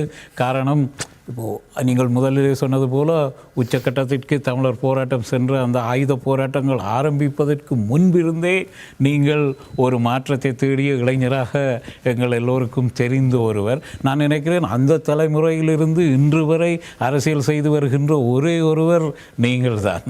ஆகவே உங்களை இப்போ நீங்கள் சொல்லும் பொழுது நம்பிக்கை இருக்கிறது. ஆனால் ஒரு சின்ன விஷயம் என்னவென்றால், நீங்கள் சொல்லுகின்ற விஷயங்கள் பரவலாக ஊடகம் வழியாக வெளியே வருவது குறைவு என்ற ஒரு குற்றச்சாட்டை நான் உங்கள் கட்சி மீது வைக்கலாம் ஏற்றுக்கொள்கிறேன். என்றால் நாங்கள் அதனுடைய இணக்கம் காணப்பட்ட விடயங்களை இப்பொழுது நான் சில விடயங்களை நான் இப்பொழுது சொல்ல வந்தது என்ன மிக விரைவில் அது ஒரு இடைக்கால முன்வைப்பாக பாராமத்துக்கு வர இருக்கின்றது. அதில் நாங்கள் அடையாளப்படுத்தக்கூடிய விடயங்களைத்தான் சொல்லியிருக்கின்றேன். சில வேளை நாட்டில் ஏற்படக்கூடிய ஏதாவது மாற்று சூழல்கள் இருக்குமானால் அது கூட தடைப்படலாம். ஆனால் அதன் ஊடாக அதற்கு பின்னர் தான் அதாவது அந்த இடைக்கால அறிக்கை வைக்கப்பட்டதுக்கு பிறகுதான் நாங்கள் பேச்சுவார்த்தைகளில் இப்பொழுது நாங்கள் பத்திரிகையில் பார்த்திருப்பீர்கள், ராஜபக்சாவுடன் திரு சம்பந்தன் அவர்கள் பேசினார் என்பதெல்லாம் தந்திரோபாய நடவடிக்கைகள். அதே போல் JVP நாங்களிடம் பேசி சில இணக்கங்கள் இருக்கின்றன. அதே போல் நாங்கள் முஸ்லீம் கட்சியுடன் பேச வேண்டியிருக்கின்றது. முஸ்லீம் கட்சிகளுடன் வடகிழக்கு இணைப்பு சம்பந்தமாக அல்லது ஒரு ரெஃபரண்டம் நடக்க வேண்டும் என்று தீர்மானித்தால் அதில் அவர்களை எங்கள் பக்கம் வாக்களிக்க அல்லது அவர்களுக்கு ஒரு அழகு, தமிழர்களுக்கு ஒரு அழகு என்றெல்லாம் இப்பொழுது பிரேரணைகள் முன்வைக்கப்பட்டு வருகிறது. அந்த விடயங்களை அதாவது இடைக்கால அறிக்கை வந்ததுக்கு பின்னர் ஏற்கனவே நாங்கள் பேசி வருகின்ற விடயம். இப்போ இந்த அறிக்கை பெற முதலே திரு சம்பந்தன் அவர்கள் ராஜபக்சாவுடன் பேசுவது அவரை ஆட்சியை கொண்டு வருவதற்கு அல்ல, ஆனால் இந்த போக்கை நிறைவேற்றுவதற்காக, எங்களுக்கு சாதகப்படுத்துவதற்காகத்தான் பேசுகிறார் என்பது எல்லோருக்கும் புரிந்து கொள்வார். அரசியல் புரிந்தவர்களுக்கு அது புரிகிறது. ஆகவே நாங்கள் உடனடியாக எல்லாவற்றையும் எல்லாருக்கும் பேசி பத்திரிகைகள் எங்களுக்கு ஒரு நாளைக்கு சில பத்திரிகைகள் எல்லாவற்றையும் நான் குறிப்பிட மாட்டேன், நல்ல விடயம் எழுதுகிறவர்கள் இருக்கார்கள், ஆராய்கிறார்கள். ஒரு நாளைக்கு ஒரு தவறான செய்தியை போடுவது, பிறகு அடுத்த வார கட்டுரையிலே சிலர் அதை வைத்துக்கொண்டே தவறான சந்தர்ப்பத்தை பயன்படுத்தி கொண்டே சொற்களை பயன்படுத்தி கொண்டே பிறகு கட்டுரை எழுதுவார்கள். எல்லாம் நாங்கள் அறிந்த விட அதுக்காக நாங்கள் அவசரப்பட்டு ஒரு எல்லை வரைக்கும், அது ஒரு எல்லை இருக்கிறது, அது வரைக்கும் எல்லாவற்றையும் நாங்கள் சொற்பிரயோகங்களை பாவித்து குலைத்து விடுவதற்கு நாங்கள் இடமிடக்கூடாது. அதனால் ஏதோ சொல்ல விரும்புகிறீர்கள் என்று நினைக்கிறேன். ஐயா முழுமையாக சொல்லிவிட்டார். இருந்தாலும் அண்மையில் எங்களுடைய தந்தை செல்வா அவர்களுடைய நினைவு பேருரைக்காக இந்த தீர்வு புதிய அரசியல் சாசனம் உருவாக்குகின்ற இந்த செயல்பாட்டிலே கலாநிதி ஜெயம்பதி விக்ரமரட்ன என்று அவர் தான் அன்றைய எங்களுடைய பிரதம அதிதியாக வந்திருந்தார். அவருடைய உரை அவருடைய உரை யாழ்ப்பாணத்திலே நடைபெற்றது. அந்த உரையிலே மிக தெளிவாக அவர் சொல்லியிருக்கின்றார். அதாவது ஐயா மிக விரிவான ஒரு இதை சொன்னாலும் நான் மிக சுருக்கமான முறையில் அதை நான் தொகுத்துக்கு செல்லுகின்றேன். அவர் கூறியிருந்தார், இவ்வாறான ஒரு சந்தர்ப்பம் இந்த இலங்கையிட அரசியல் வரலாற்றில் ஒரு நாளுமே வந்ததில்லை. அதில் 56களிலே பண்டா செல்வா ஒப்பந்தம் உருவாக்கப்பட்ட பிறகு யுஎன்பி சப்போர்ட் பண்ணல. பிறகு 65களில் பட்லி செல்வா ஒப்பந்தம் உருவாக்கப்பட்ட போது இவர்கள் ஒத்துக்கொள்ளல. அவர் மிக தெளிவாக சொன்னார். ஆனால் இப்பொழுது இந்த சந்தர்ப்பம் இணைந்திருக்கிறது. ஆனால் அவர் சொல்கிற தான் ஒரு லங்கா எல்எல்எஸ்பி கட்சியை சேர்ந்தபடியால் அவர்களுக்கு என்ற ஒரு அரசியல் கனவு இருக்கின்றது, அரசு எப்படி இருக்கணும் என்று. அது அவ்வாறாக இருக்காவிட்டாலும் இந்த சந்தர்ப்பம் என்பது எங்களுடைய இலங்கை நாட்டில் கிடைச்ச ஒரு அரிய சந்தர்ப்பம். இப்போ இதிலே அவர் மிக குறிப்பாக சொன்ன விஷயம், இதை குழப்புறதுக்கு சக்திகள் இருக்கின்றன. தெற்கிலே பலர் இருக்கின்றார்கள், பொது எதிரணி உட்பட பல்வேறு சக்திகள் இருக்கின்றன. அதுபோன்று வடக்கிலும் இதை எதிர்ப்பவர்கள் இருக்கின்றார்கள். அவர் மிக தெளிவாக கூறினார், தெற்கிலே இருப்பவர்களை விட எதிர்ப்பதை விட வடக்கிலே இருப்பவர்கள் எதிர்ப்பது மிகவும் பாரதூரமான ஒரு விளைவுகளை ஏற்படுத்தும். ஆகவே இன்றைக்கு மிக தெளிவாக ஐயா கூறியிருந்தார். 2013 அமெரிக்கா சென்று ஒரு இலங்கையில் ஒரு மனித குலத்துக்கு எதிராக ஒரு யுத்தம் நடந்திருக்கு, இதை விசாரிக்கணும் என்ற தீர்வை மிக தெளிவாக தமிழ் தேசிய கூட்டமைப்பு முன்வைத்து தொடர்ச்சியாக பல ஜெனீவா பிரேரணைகள் மாறி மாறி வந்தது. இடையிலே அவர்கள் அமெரிக்காவுக்கு எதிராகவே இது கொளுத்தி எரித்தார்கள். இந்த வரலாறுகள் எல்லாம் வடிவாக தெரியும். ஏன் நான் சொல்லுகின்றேன் என்று சொன்னால், ஒரு ஆட்சி மாற்றம் ஏற்பட வேண்டும் என்று ஐயா நினைத்து, எங்களுடைய தலைவர்கள் நினைத்து ஒரு ஆட்சி மாற்றத்தை கொண்டு வந்தார்கள். ஏனென்றால் அந்த ஆட்சியில் ஜனநாயகம் இல்லை, நீதி இல்லை, எல்லாமே அழிந்திருந்தது, மாற்ற வேணும்னு சொல்லி ஐயா ஒரு மாற்றத்தை கொண்டு வந்தார். உண்மை. அந்த மாற்றத்தின் மூலம் ஒரு எங்களுக்கு இலங்கைக்கு சர்வதேச நாடுகளால் சொல்லப்பட்டிருக்கின்றது, எங்களுக்கு ஒரு அரசியல் சாசனம் ஒன்று உருவாக்கி எங்களுடைய அழிஞ்சு போன தேசத்துக்கான ஒரு புனருத்தானம் செய்ய வேண்டும் என்று பல விடயங்களை குறிப்பிட்டிருந்தாலும், ஒரு பாராளுமன்ற சபையை ஒரு அரசியல் சபையாக மாற்ற வேண்டும் என்று சொல்லி ஐயா கூறினார். அதை பாராளுமன்றத்தில் சகல அங்கத்தவர்களுடைய ஆதரவோடு அதை நிறைவேற்றினார். அதுபோன்று ஒரு அரசியல் சாசனம் உருவாக்குகின்ற செயல்பாடு நடைபெற்று கொண்டிருக்கிறது. ஐயா கூறியது போன்று அது சில விடயங்கள் பல விடயங்களாக மந்தகதியிலே போனாலும் பல விடயங்கள் பேச வேண்டிய தேவைகள் இருக்கு. ஒரு மக்கள் ஏற்றுக்கொள்ளாத எந்த ஒரு தீர்வையும் நாங்கள் ஏற்றுக்கொள்ள மாட்டோம் என்று சம்பந்தன் ஐயா மிக தெளிவாக சொல்லியிருக்கின்றேன். ஆகவே ஒரு விடயத்தில் அவர் ஐயா சொன்னது போன்று நாங்கள் நம்பிக்கையோடு தான் வேலை செய்கிறோம். ஆகவே அந்த நம்பிக்கைக்கு குந்தகம் விளைவிக்கக்கூடிய சக்திகள் பலர் இருக்கின்றார்கள். ஆகவே தயவு செய்து எங்களுடைய மக்கள் புரிந்து கொள்ள வேண்டும். இவ்வாறான ஒரு புனிதமான கருமத்தை மேற்கொள்வதற்கு நாங்கள் இன்றைக்கு இருக்கக்கூடிய சூழலில் பல்வேறு சிரமங்கள் பல்வேறு துன்பங்கள் ஏற்பட்டாலும் எங்களுடைய தலைமை மிக நிதானத்தோடு இவற்றை கையாண்டு வருவதை நீங்கள் பார்க்க. ஏனென்று சொன்னால் எங்களுக்கு மக்களுக்கு ஒரு ஜனநாயக ரீதியான ஒரு கௌரவமான ஒரு அரசியல் தீர்வை பெற்றுக் கொடுக்க வேண்டும் என்று அது கொஞ்சம் சற்று காலதாமதம் ஆகலாம். அடுத்தபடியாக நீங்கள் மிக ஆர்வம் கொண்டு என்னுடைய அரசியல் வாழ்க்கை அல்லது போராட்ட வாழ்க்கையை பற்றி குறிப்பிட்டு சொல்லியிருக்கிறீர்கள். மிக்க நன்றி. நான் தலைவரோ தளபதியோ ஒன்றோ பெயர்களை நான் என்னை தலைவராக வவுனியாவிலே தெரிவு செய்த பொழுதும் நான் தொண்டனாகத்தான் இருக்க விரும்புகிறேன். இப்பொழுதும் அதுதான் என்னுடைய நிலைமை. ஆமாம், அது எங்களுக்கு முதலமைச்சராக நீங்கள் தான் வந்திருக்க வேண்டும் என்ற ஒரு காலகட்டமும் இருந்தது. ஆனால் நீங்கள் சொன்னபடியால் முன்போ இனிமேலோ அல்லது இப்பொழுதோ எங்களுடைய கூட்டமைப்பில் இருந்த 4 கட்சி தலைவர்கள், திரு ஆனந்த சங்கரி அவர்கள் உட்பட 5 கட்சிகள், பொதுவாக எல்லோரும் மக்கள் எல்லோரும் என்னுடைய பெயரை குறிப்பிட்டு நீங்கள் தான் அந்த பொறுப்புக்கு வர என்று சொன்னார்கள். ஆனால் நான் பதவிக்காக அதை சிந்திக்கவில்லை. நான் ஒரு போராட்ட பாதையில் வந்த நான் ராஜபக்ச அவர்களுடைய ஆட்சியில் 2014ஆம் ஆண்டில் நாங்கள் எடுத்த தீர்மானம், நான் மக்களை அணிதிரட்டி அதற்கு எதிராக ஒரு 3 மாத அவசரத்தில் நாங்கள் போராட வேண்டும் என்ற தீர்மானத்தில் தான் நான் அக்கறை செலுத்தினே தவிர இந்த பதவிகளுக்காக நான் இல்லை என்பது மிக தெளிவானது. நான் கிட்டத்தட்ட 11 தடவைகள் என்னுடைய பாடசாலை காலம் தொடக்கம் கைது செய்யப்பட்டிருக்கின்றேன். மொத்தமாக கூட்டி பார்த்தா ஒரு 7 ஆண்டுகள் நான் சிறையில் இருந்தீர்கள். சித்திரவதைகள் அல்லது நான் 3 முறை செத்து விட்டேன் என்று விடப்பட்டவன். இவற்றையெல்லாம் இன்னொரு நிகழ்ச்சியிலே நீங்கள் தனியாக சொன்னீர்களாக இருந்தால் இவை வரலாற்றின் பக்கங்கள் ஐயா. நீங்கள் எல்லோரும் எங்களுக்கு இன்ஸ்பிரேஷனாக இருந்தவர். இந்த பக்கத்தை அதிகமாக பேசுவதில்லை. எங்கள் மக்கள் அதை விட மிக அதிகமாக தங்களை அர்ப்பணித்திருக்கிறார்கள். உண்மை உண்மை. லட்சக்கணக்கான மக்கள். ஆனால் ஒவ்வொரு வருடமும் ஒவ்வொரு சரித்திரம் இருக்கிறது. ஆகவே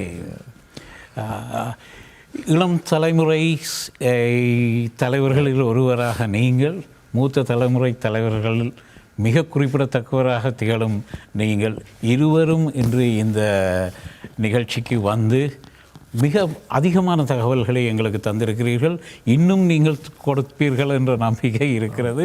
ஆனால் எங்களுக்குரிய நேரம், நாங்கள் வந்த நோக்கத்தை ஐயா சொல்லியிருந்தார். ஆம், இருந்தாலும் இன்றைக்கு நாங்கள் இந்த நிகழ்ச்சியில் எங்களுடைய இந்த கனடா டொரண்டோ நகரில் இருக்கக்கூடிய எங்களுடைய மக்கள் புரிந்து கொள்ளக்கூடிய ஒரு செய்தி. அதாவது நாங்கள் எங்களுடைய யுத்த காலத்திலே இதய பூமி என்று வர்ணிக்கப்பட்ட மணலாறு, ஆம், அந்த மணலாறு என்ற இதுக்காக நாங்கள் பல்லாயிரக்கணக்கான எங்களுடைய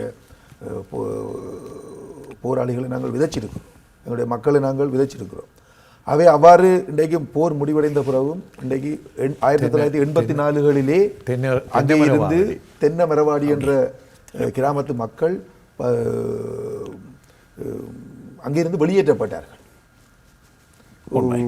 எரியூட்டப்பட்டு வெளியேற்றப்பட்டார்கள். அப்போ அவ்வாறான மக்கள் கூட்டம் இன்று 25 ஆண்டுகளுக்கு பிறகு மீண்டும் அந்த இடத்திலே சேர வேண்டும் என்ற ஒரு உயரிய நோக்கத்திலே, அதாவது அந்த இதய பூமியிலே வடக்கையும் கிழக்கையும் இணைக்கக்கூடிய ஒரு எல்லை கிராமமாக இருக்கக்கூடிய இந்த தென்னமரவாடி கிராமம் திருகோணமலைக்கும் முல்லைத்தீவுக்கும் இடைப்பட்ட இடத்திலே சங்கமிக்கிறது. ஆகவே அந்த கிராமத்தை மக்களை மீளக்குடியமற்றி அவர்களுக்கு ஒரு வாழ்வாதார திட்டத்தை நிறுவி அவர்களுடைய நாளாந்த ஜீவனோபாயத்தை மேற்கொள்ளக்கூடிய மாதிரியான ஒரு புனிதமான கர்மம் தான் இந்த தமிழர் கனடிய தமிழ் காங்கிரஸ் பேரவையினர் நடத்தின இந்த அடுத்த கட்டம். அதாவது எதிர்வரும் 10ஆம் தேதி நடைபெற இருக்கின்ற அந்த நடைபவனி நிதிசேர் நடைபவனி. ஆகவே அந்த மக்கள் எல்லோரும் அந்த இடத்திலே சேர வேண்டும், அந்த வெளியேற்றப்பட்ட மக்கள் மீள குடியமர வேண்டும். அதிலும் குறிப்பாக அதிலே அந்த பாதை ஒன்று இருக்கின்றது. ஐயா கூறியது போன்று விவசாயம் புனரமைக்கப்பட வேண்டும். கொக்கு தொடுவாய் கர்நாடகணி என்ற இந்த தென்னமரவாடி கரையோர கிராமங்கள் மீளே அது மிகவும் ஜீவனோபாயம், கடலை அண்டிய ஜீவனோபாய செயல்பாடுகளும் அங்கே இருக்கின்றது. அதுவும் மீண்டும் அவர்களுக்கு உருவாக்கி கொடுக்க வேண்டும். எதிர்காலத்திலே ஒரு பாதை ஒன்று போட வேண்டி இருக்கு. அது முழுமையாக வடக்கு மாகாணத்துக்கு உட்பட்ட பாதையாக இருக்கின்றது. நிச்சயமாக அது வடக்கு மாகாணத்தினுடைய எல்லைக்குட்பட்ட பாதையாக இருந்தால் நாங்கள் அதற்குரிய சிரத்தையை எடுத்து மிக விரைவாக அதனை செப்பமிடுவோம். அல்லது பெருந்தெருக்கள் திணைக்களத்துக்கு கீழே இருக்குமாக இருந்தால் அவர்களோடும் தொடர்பு பட்டு இந்த கிராமத்தை மக்களை குடியமற்றும் போது அதற்குரிய பூர்வாங்க செயல்பாடுகளை உடனடியாக மேற்கொண்டு எங்களுடைய வடக்கு கிழக்கு இணைந்த எங்களுடைய தாயக நிலம் என்ற அந்த அபிலாஷையை ஒரு நாள் நாங்கள் வென்றெடுக்கும் வரையில் எங்களுடைய பயணம் தொடர வேண்டும் என்று எதிர்வரும் 10ஆம் தேதி தொம்சன் பூங்காவிலே நடைபெறுகின்ற நடைபவனியிலே எங்களுடைய டொரண்டோ வாழ் அனைத்து தமிழ் உறவுகள், கனேடிய உறவுகள், ஏனைய விரும்பிகள் அனைவரும் பங்கு கொண்டு அதை சிறப்பிக்க வேண்டும் என்று கூறி விடைபெறுகின்றோம். நன்றி.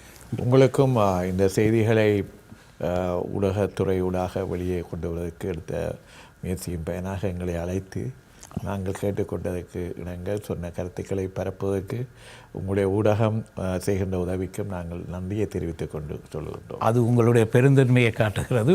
உண்மையிலேயே நீங்கள் இங்கு வந்தது தான் தொலைக்காட்சி நிலையத்திற்கும் தொலைக்காட்சியை பார்த்து கொண்டிருக்கிற எங்களுடைய பார்வையாளர்களுக்கும் மிக மகிழ்ச்சி மட்டுமல்ல, நாங்கள் அதற்காக உங்களுக்கு உளப்பூர்வமான நன்றிகளை தெரிவிக்க வேண்டும். மிக்க நன்றி ஐயா. நேரம் போதாமையால் இத்துடன் நிகழ்ச்சியை நிறைவு பெற வேண்டி இருக்கிறது. மிக்க நன்றி ஐயா. மிக நன்றி. மிக்க நன்றி.